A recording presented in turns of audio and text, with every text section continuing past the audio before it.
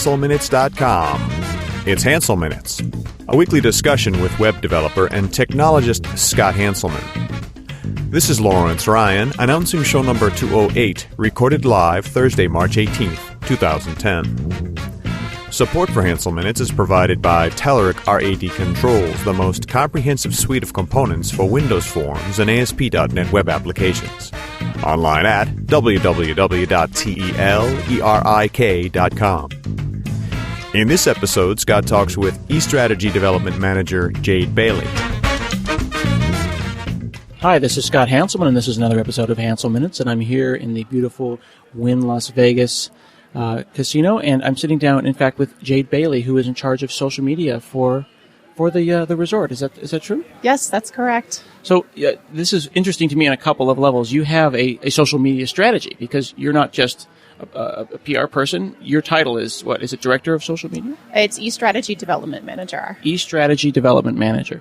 And how does one get a job like that? It was sort of an evolution for me. I started off with Wynn as in a public relations capacity, and sort of grew into this role.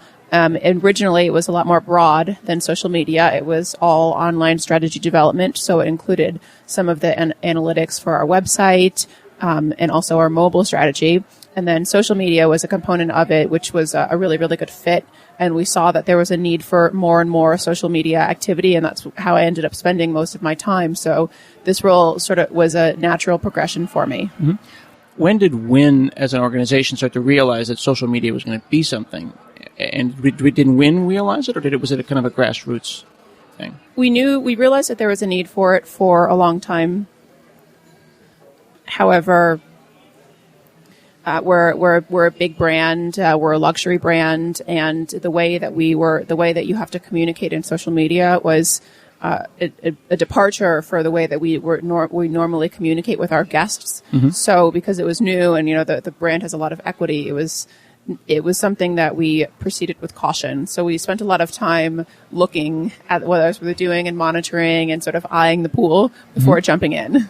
So, I'm hearing kind of underneath that there might have been some concern that with a brand of the stature and of the quality of the guests that you expect, that it might cheapen the brand by introducing Twitter or Facebook, these kind of young, hip, and unproven things.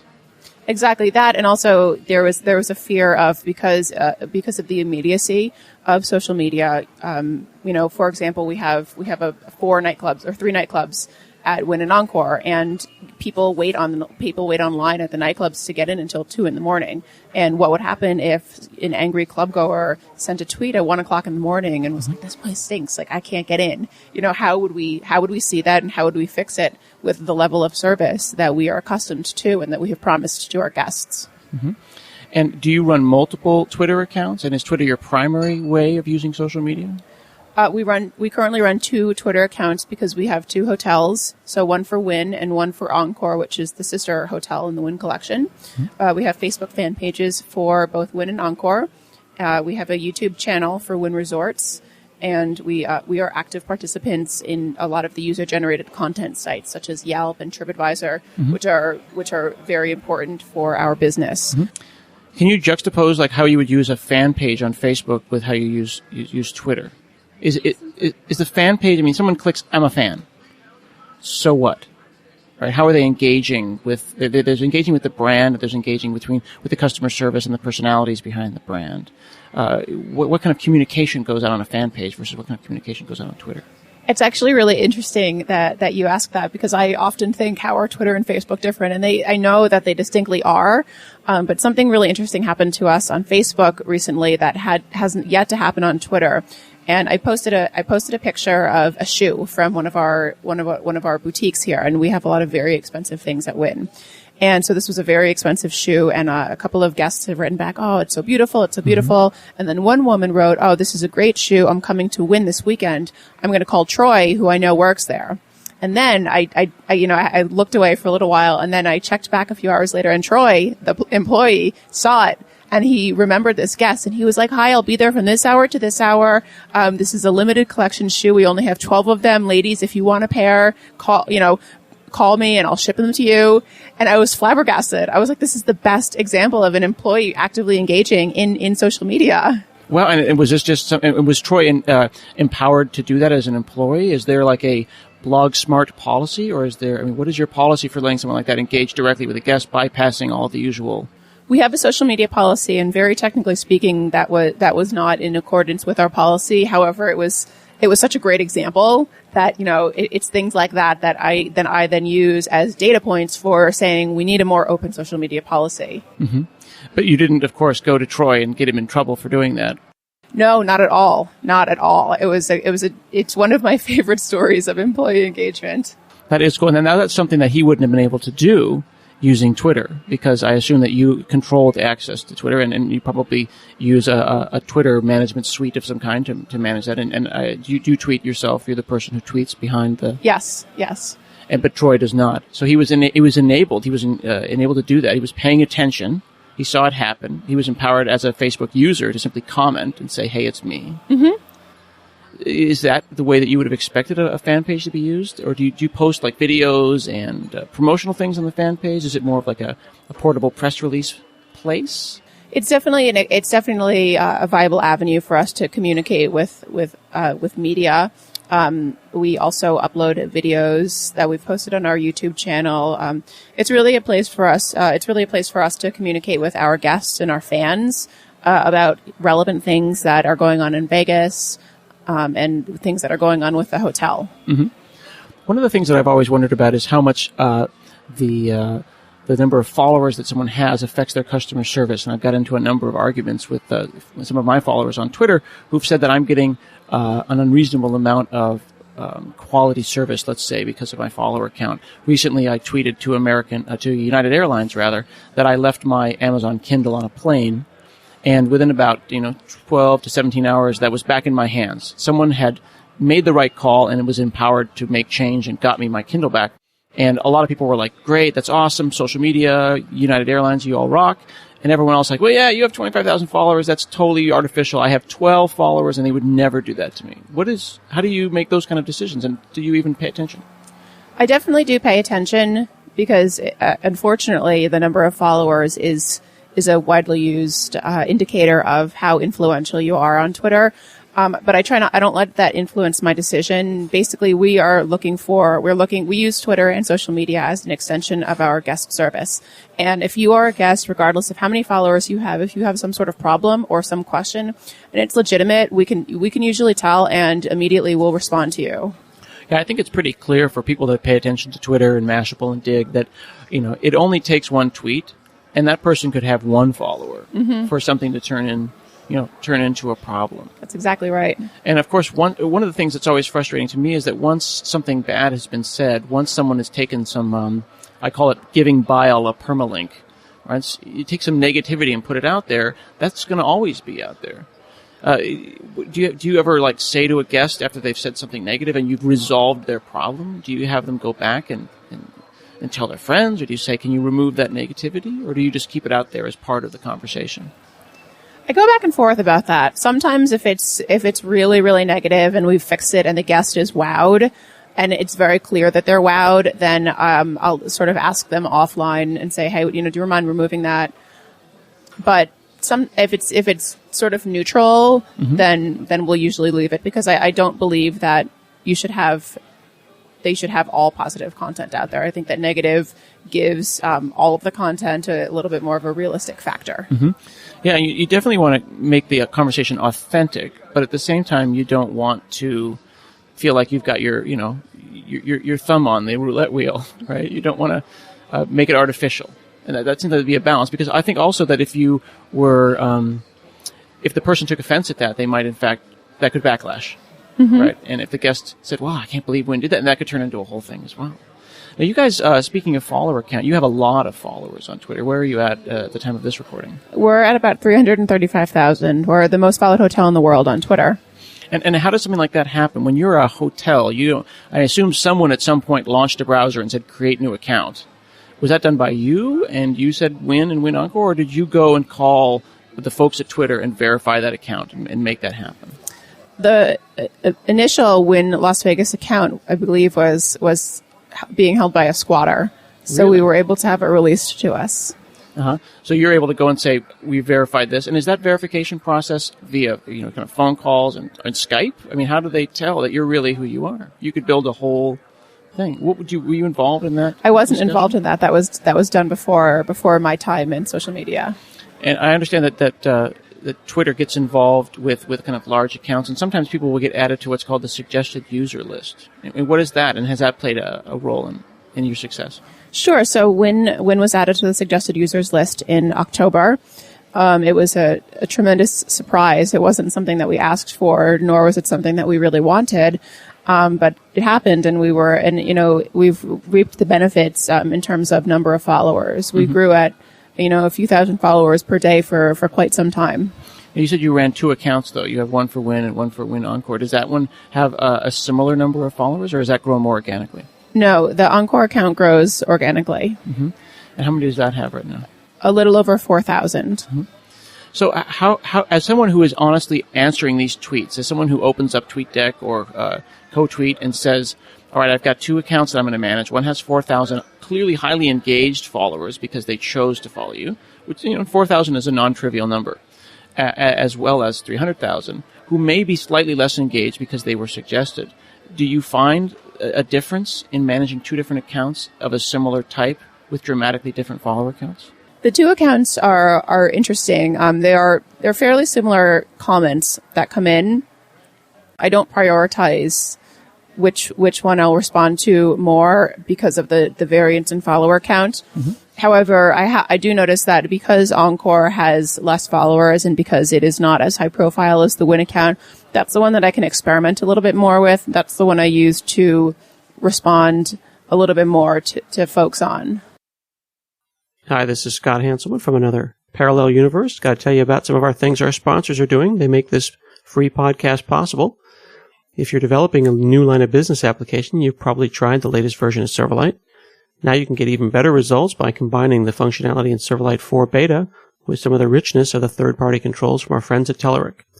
They're the first vendors to offer native support for the Silverlight 4 Beta and their rad controls. They've got a new Silverlight 4 CTP suite of these controls. They let you tap into the framework's great potential. You got native right mouse click and all the new features of Silverlight.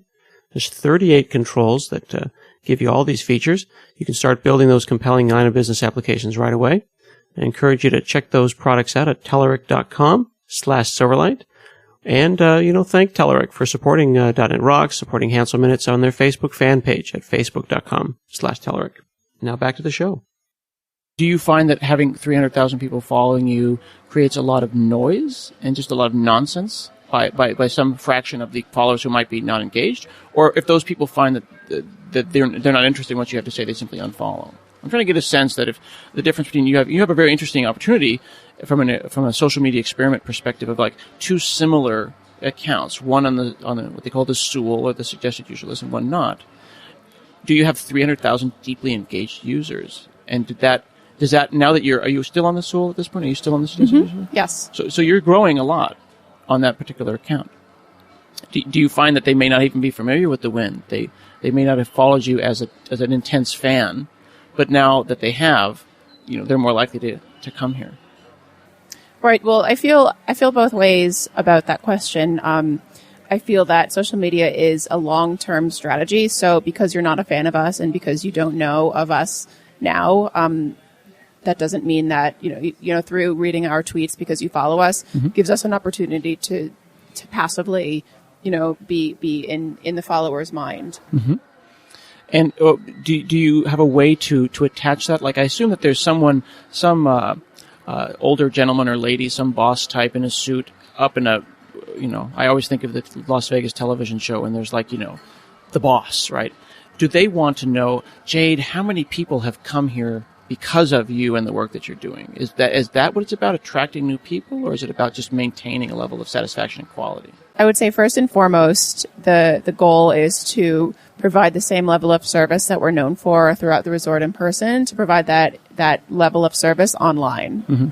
I would say the second goal would then be to increase or to drive incremental revenue. And by that I mean utilizing Twitter's geolocation services and talking to highly relevant followers or they might not even be followers, but folks that are just tweeting about Vegas and tweeting about restaurants who, are in town and they're relevant and they're looking for a place to have dinner tonight, where it would make sense for Wynn to jump in and say, hey, have you tried our buffet? See, and that was interesting. That's my next question is that, where you're using a tool like TweetDeck or Seismic or one of these things that has like multiple columns, there's people who are following Wynn, and then there are people who are talking about the Wynn. Mm-hmm. How much do you find people replying to you versus people just talking about you and you kind of butt in? Because, Twitter is kind of a cocktail party where it's okay to interrupt someone talking about a particular subject. I actually usually see more people talking about Wynn than actually including our handle. So I see a lot of my main search is just the word Wynn. Sure. And I see a lot of people talking about that. And the responses is usually positive. It's always sort of funny for me. I get my sort of nerdy giggles this way. Well, you kind of lit up when I told you that because obviously this is a part of your life. This happens all the time. Yeah. So I see people and they're so surprised that the hotel writes them back. Yeah. I see people say, tweeting, I'm coming to Vegas next month with my friends. Should I stay at Bellagio or City Center or Wynn? Or, what buffet should I go to tonight? And I'll see their followers write them back. And then that's usually how I see the mention of Wynn. And then I will often jump in and they're like, oh my gosh, the hotel tweeted me. I can't believe it. Really? And I know you were telling me as we were getting ready to set up here that you even tweeted about like what you would think of as being fairly banal things like, oh, the weather is great in Vegas right now, which one might even think of being kind of cheesy, but you're getting people excited about that. They're engaged about like, oh, we're in New York. Is it really nice over there? Yeah, that works well. I was sort of on the fence about that recently, and then but then I was thinking that the vast majority of our followers are not in Las Vegas. People visit like Vegas between 3 and 4 times a year. So the majority of the time they're not here, but they're still following us. So it's a way for us to keep our content relevant and keep our followers up. So it's not like, oh, Wynn is only talking about the special that they have for Vegas this weekend. Like I'm tired of hearing about that. Yeah. So I know that the East Coast has been pounded with bad weather lately. And, we're letting you know in a nice playful way that the weather is great in Vegas. Yeah. And now, currently, as I understand, you're the only person who's tweeting on behalf of the Wynn, but potentially you could build a team if this became a larger situation for you. That's the goal. Mm-hmm. And as you're doing this, since you're the single pair of eyeballs, we'll say, that's looking at least at Twitter, although we know that Troy is looking at Facebook, that do you have certain followers that you're actually having an ongoing kind of like month-by-month conversation with? You're like, oh, it's that guy again. And he's like, he just really is into talking about the Wynn. We do. That was one of my first favorite things about Twitter. Within the 2 weeks, we started engaging with this follower. His name is Brian Fay. And he is a diehard Wynn fan. Every time he comes to Vegas, he usually stays at the hotel. His daughter's middle name is Wynn, named after the hotel because he's such a big fan. Wow, that's hardcore. And I was like, oh, this is exactly why we need to be on social media. Because there are these hardcore evangelists. How would you who meet are talking this guy? about, and that's the thing. He's a regular guy. He wouldn't, he's not a high, and by regular I mean, he's not a high roller. He's not a whale. Yeah, so he wouldn't, he wouldn't. Sort of like... He wouldn't like call you and roll in like, I'm coming to the Wynn, get the limo ready and the suite. Right. Yeah. And, in a casino those are usually what are considered the VIP guests. So it's been great to find fans like that. But he's a VIP guest in the sense that you know him and that he's excited. So he's just as important, I would assume, as potentially someone that's definitely famous. Because, those followers, we've got a handful of highly engaged fans, and they're great because I can always count on them for things. If someone writes, occasionally we get negative tweets about, some of the fees. For example, it's everywhere in Vegas. It's $4.99 to use an ATM. That's wow, that's a standard. That's a Vegas thing, not a Wynn thing. It's not a Vegas thing and it's not a Wynn thing. Yeah. But people that are staying at the hotel will attribute it to Wynn, and they'll say, you're nickel and diming your guests by charging a $4.99 ATM fee. So then I can, privately ask one of our highly engaged followers to write back to this person and tell them that it's a Vegas thing, that it's not just a Wynn thing. That means so much more than, the hotel writing back. Right. How often has someone actually given you a legitimate suggestion that you had never thought of and you've actually implemented at the Wynn? Like, wow, that would be great if we had a little placard that said this in the rooms, or maybe if we said this to the guests. Have you actually changed how you do the hotel business based on Twitter as suggestion box? We haven't yet, but I think that we will in the future. Really? You think that your relationship, now that you've built up this, and I say your relationship with the higher ups, is such that you've proven that this is a valid customer service, starting point? I would certainly say so. Mm-hmm. Do you ever find yourself directing people to like standard customer service? I mean, you can't really solve a person's problem in 140 characters, or can you?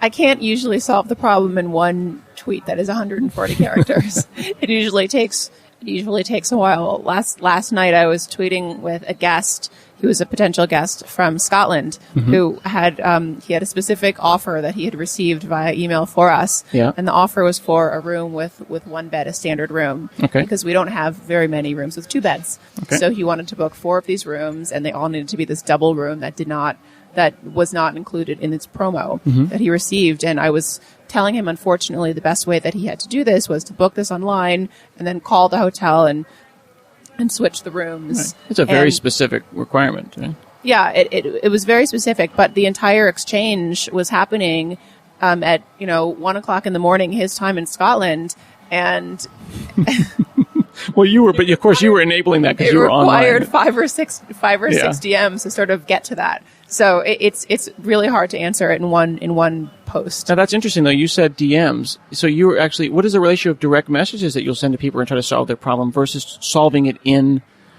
person? Do you, as a representative of this organization, take it to direct message quickly and say, "Follow me and I'll handle it," or do you try to have the conversation in public?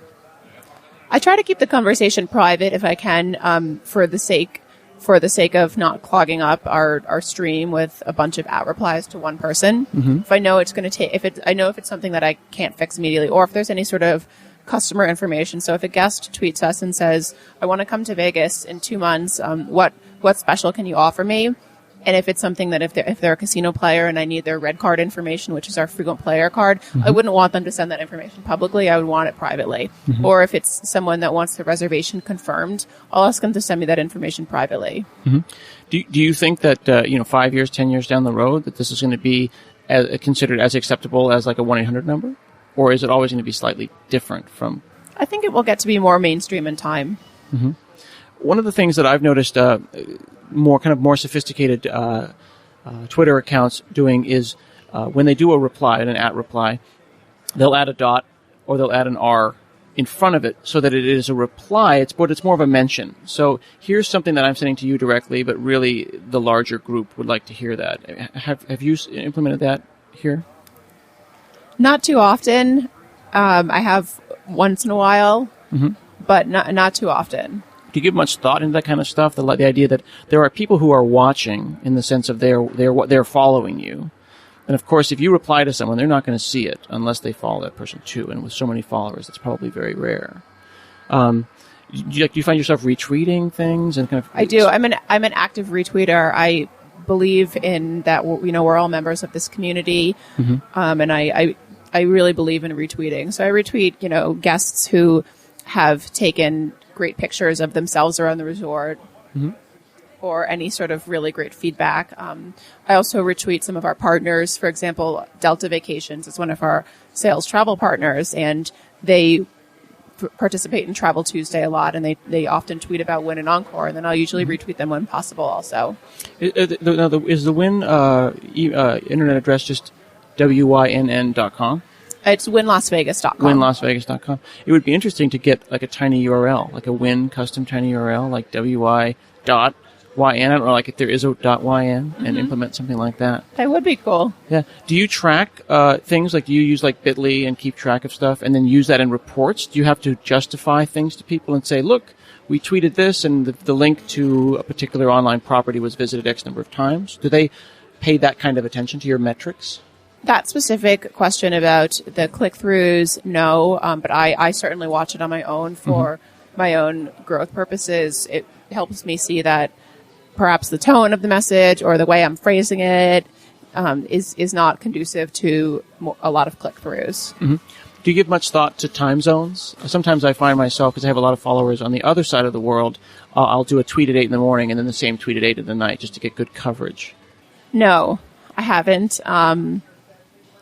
I'm not sure if I would do that because I wouldn't want to be repetitive. Right, and you have a lot of followers. I suppose someone could say, "I'm tired of hearing about these things," and then it would start feeling like an advertising stream. Right. I mean, it's very important for us, as I have been mentioning through the entire interview, as a luxury brand. We don't want to be standing out on the street with our microphone broadcasting the specials that we currently have going on. We know that we have customers in this channel, and we want to be here as a support network for them and an information network. Well, I really appreciate you sitting down with me today, because one of the things that I kind of get from you is that you're interested in protecting your brand and helping your brand be successful online, but not in that kind of overly corporate way. You know what I'm saying? I mean, I feel that it sounds like, since you're in charge of this e-strategy, that there's an authenticity. Because it sounds like the Wynn is beginning to understand that you can be real and still be a high-end brand and position yourself as such. And does anyone question that? Do they feel that you've cheapened the brand by doing this foray into online, a YouTube channel and a Twitter? I don't think so. I mean, there were certainly skeptics in the beginning, as there always are when you work in the new media and emerging technology space. But I think that the success that we've had with Twitter has been great, because it has confirmed like the sign off or the buy-in from most of our key executives, which is really what we need to have the freedom to explore this space even more. So what are the Twitter accounts that listeners could follow to see your work? Our Twitter accounts are at Wynn Las Vegas and at Encore Las Vegas. Very cool. Well, thank you so much, Jay Bailey, for chatting with me today. Thank you very much. This has been another episode of Hansel Minutes, and I'll see you again next week.